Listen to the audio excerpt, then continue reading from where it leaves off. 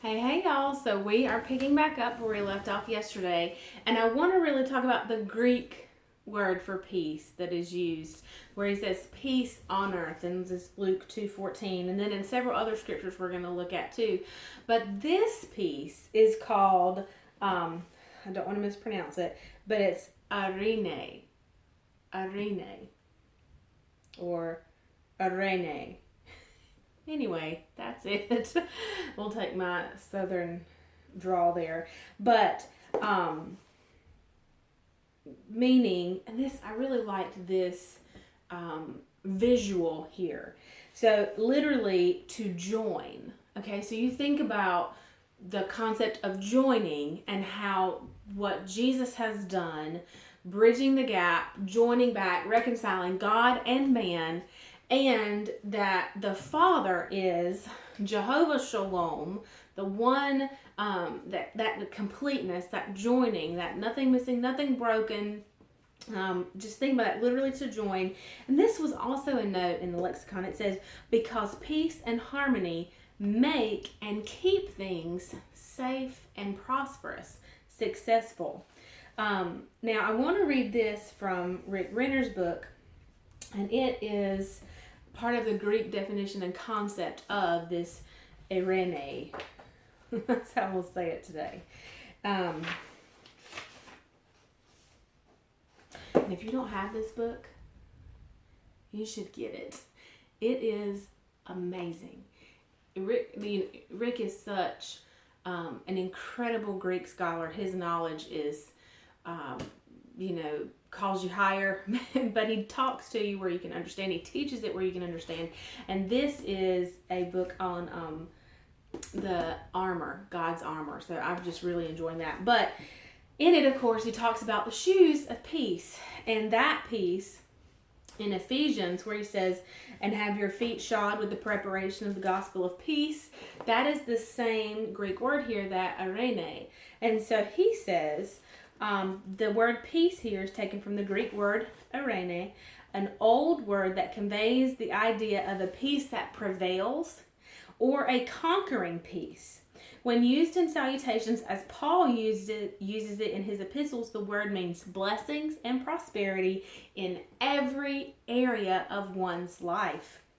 The other thing, in fact, the word peace implies that this conquering force, that peace is a force, this conquering, prevailing force, will be so strong and effective, all chaos formerly experienced by the individual will be replaced with a peace that prevails in every area of his or her life. So this peace is a conquering peace. Now, where are we in time? It may take longer than what we have today, but let's see. We'll get into it. So these shoes shod with the preparation of the gospel of peace. There is another verse in Romans 16 verse 20, and it says,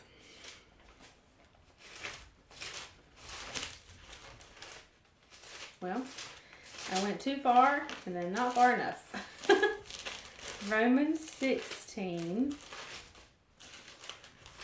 Come on, Romans. Romans. I promise you I know where it is. Romans 16 verse 20.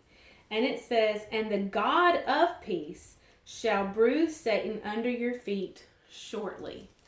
Now, that verse is also in the Joseph Prince Promise of Protection book. And that was probably the first time I really read that verse. And it caught me that the God of peace, okay, so Jehovah Shalom, would crush Satan under our feet shortly. Now, so many light bulbs off at the same time. That the God of peace, Jehovah Shalom, and in it, of course, written in Greek, so it is that Eirene word instead of Shalom, but those are Greek and Hebrew counterparts. Do you remember? I know you do. In Genesis chapter 3, and God, not Jesus, is talking in Genesis 3:15. And he says, and I will put enmity between you and the woman, and between you and your offspring, or between your offspring and her offspring. Offspring here is talking about Jesus. Remember, this is capitalized, and God the Father is prophesying about what Jesus will do to Satan. Because remember, Satan came in as the serpent. And he said, he will bruise and tread your head underfoot. He will bruise and tread your head underfoot. Well, then we go to this Romans passage, this Romans 16:20, and he says, and the God of peace, okay, will soon crush Satan under your feet. And this, the different translations, one is bruised, one is tread, and one is crush. Now that, of course, talking about Jesus victoriously conquering Satan in his death and resurrection. But, and we'll get into some more of this tomorrow, but I want you to start seeing the concept of this peace that is a force that moves in our behalf, that leaves nothing missing, nothing broken, nothing. Jesus Christ left nothing undone on the cross. His work is finished. Not only did he die and pay punishment for our sin, but he was resurrected and broke the power and dominion of death over us. Peace in Jesus' name. I speak over you just as Paul did. Let me just get my salutation here like Paul did. So when Paul, come on, Nancy Joe. Oh my goodness, what did I do with it? Apparently I just ate it. Come on.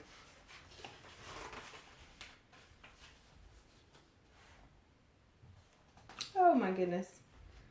But Paul in his salutations would say, grace and peace unto you. I was just going to leave you that way. And of course I got my confusions. Okay, so when Paul in his epistles would say the word, when he used peace in his greetings, he was saying peace that prevails in every area of your life. And that is what I say to you today. All right, we'll pick up here tomorrow. I'll see you then. Bye, y'all.